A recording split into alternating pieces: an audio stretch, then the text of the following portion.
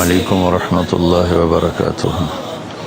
بسم اللہ الرحمن الرحیم، والصلاة والسلام علی سیدنا و مولانا محمد وعلی آلہ وصحبہ اجمعین، اما بعد۔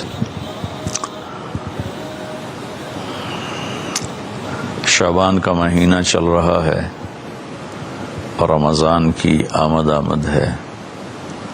اللہ کے محبوب صلی اللہ تعالی علیہ وسلم رجب جو پچھلا مہینہ گزرا ہے اسی سے ہی رمضان کے لیے ذہن سازی شروع فرما دیتے تھے اور یہ دعا مانگتے تھے، اللہم بارک لنا فی رجب و شعبان وبلغنا رمضان، اور ایک روایت میں بارک لنا فی رمضان بھی ہے کہ اللہ ہمارے رجب اور شعبان میں برکت عطا فرما اور ہمیں رمضان کا مہینہ نصیب فرما اور ہمارے لیے اس کو بابرکت فرما۔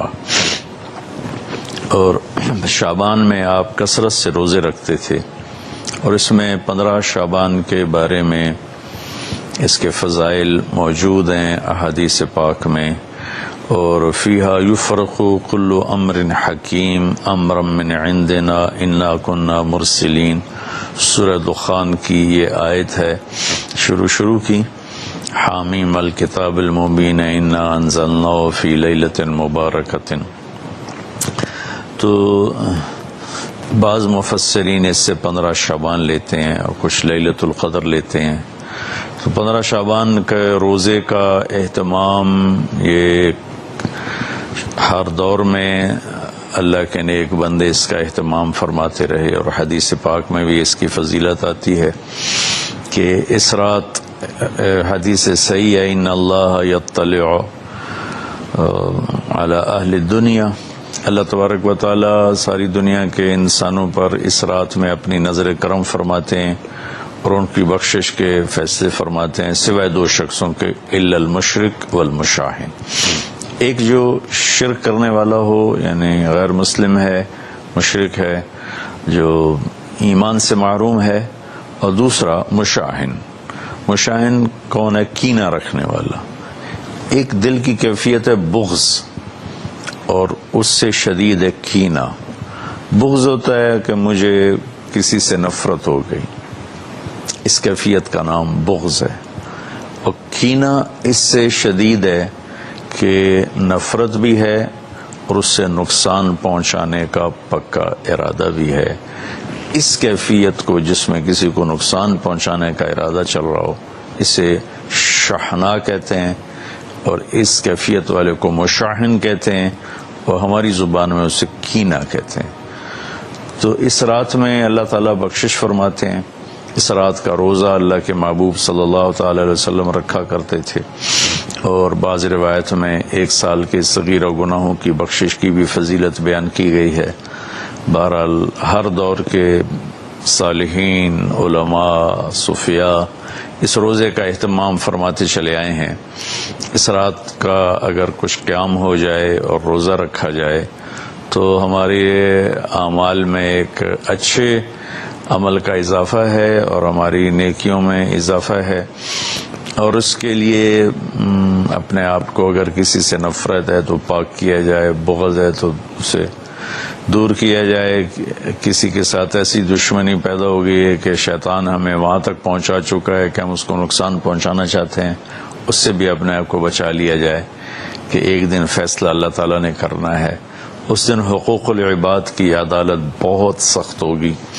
حقوق اللہ کی عدالت میں وہ سختی نہیں ہوگی جو حقوق العباد کی عدالت میں شدت اور سختی ہوگی، لہذا کسی پر ظلم کر کے نہ مریں، کسی کا حق لے کر نہ مریں۔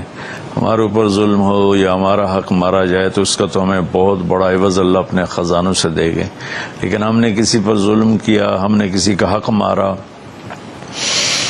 برائی کے بدلے میں ایسی برائی کی کہ اپنی نیکیوں کو برباد کر دیا، تو بہت بڑے نقصان کا سامنا کرنا پڑے گا، اور وہ نقصان ابدی ہوگا۔ دنیا کے نقصان وقتی ہوتے ہیں، تھوڑی دیر کے لیے ہوتے ہیں۔ تو اس رات کے لیے کچھ جاگنے کا بھی اہتمام ہو جائے، روزہ بھی رکھ لیا جائے، اگر رمضان آ رہا ہے اس کے لیے دعا مانگی جائے، اللہ تعالی ہمارے رمضان میں برکت عطا فرمائے اور ہمیں اس کی اس کے استقبال کی اللہ تعالی ہمیں توفیق نصیب فرمائے۔ اپنے دل کو صاف رکھنا میرے نبی کی بہت بڑی سنت ہے۔ آپ نے حضرت انس سے فرمایا، بیٹا اپنے دل کو سب سے صاف رکھا کر، ان قدرت ان تصبح وتمسی ولیس فی قلبک غش لاحد، پوری دنیا میں بسنے والے انسانوں سے اپنے دل کو صاف رکھ۔ پھر آپ نے فرمایا یا بنی وذالک من سنت، آپ نے فرمایا میرے بیٹے یہ میری بہت بڑی سنتوں میں سے ایک سنت ہے۔ ومن احب سنتی فقد احبنی ومن احبنی کان معی فی الجنہ، جو میری اس سنت سے پیار کرے گا مجھ سے پیار کرے گا، اور جو مجھ سے پیار کرے گا وہ جنت میں میرا ساتھی ہوگا۔ تو ہم اپنے دل کو سب سے صاف کریں، ساری دنیا کے انسانوں سے اپنے دل کو صاف رکھیں، تو اللہ تعالی ہمارے ساتھ بہت آسانی اور نرمی کا معاملہ فرمائیں گے، اور بہت ہی سہولت کا معاملہ ہو جائے گا۔ اللہ کو پسند ہے اس دل کو صاف رکھنا، لوگوں کے حسد سے، بغض سے، نفرت سے، کینہ سے، عداوت سے، حقارت سے۔ میرے نبی نے فرمایا کسی انسان کے برا ہونے کے لیے بس اتنا ہی کافی ہے کہ دوسروں کو حقیر جانے، بحسب امرئ من الشر ان یحقر اخاہ المسلم، کسی انسان کے برا ہونے کے لیے ضروری نہیں کہ وہ بہت بڑے بڑے گناہ کر رہا ہے تو وہ برا ہے، وہ بھی برے ہیں، لیکن آپ نے فرمایا کہ کسی کے برا ہونے کے لیے اتنا ہی کافی ہے کہ اوروں کو حقیر سمجھے، اپنے آپ کو اچھا سمجھے۔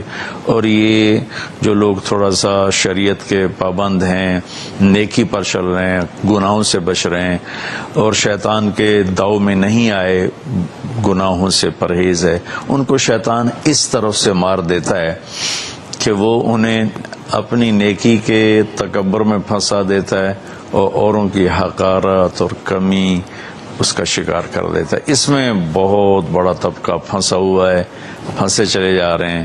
اس سے اللہ تعالیٰ مجھے بھی بچائے، آپ کو بھی بچائے، سارے سننے والوں کو بچائے۔ تو ہم اس شعبان کے مہینے میں رمضان کی تیاری کریں۔ 15 شعبان کا اگر روزہ رکھا جائے تو بہت بڑی فضیلت ہے، رات کو جاگا جائے، کوئی خاص عمل کوئی نہیں 15 شعبان کا۔ ہمارے یہاں بدعات بھی شروع ہو جاتی ہیں، کوئی مسجدوں میں اکٹھے ہو کے کوئی صلاۃ تسبیح پڑھ رہا ہے، کوئی کچھ کر رہا ہے، کوئی کچھ کر رہا ہے۔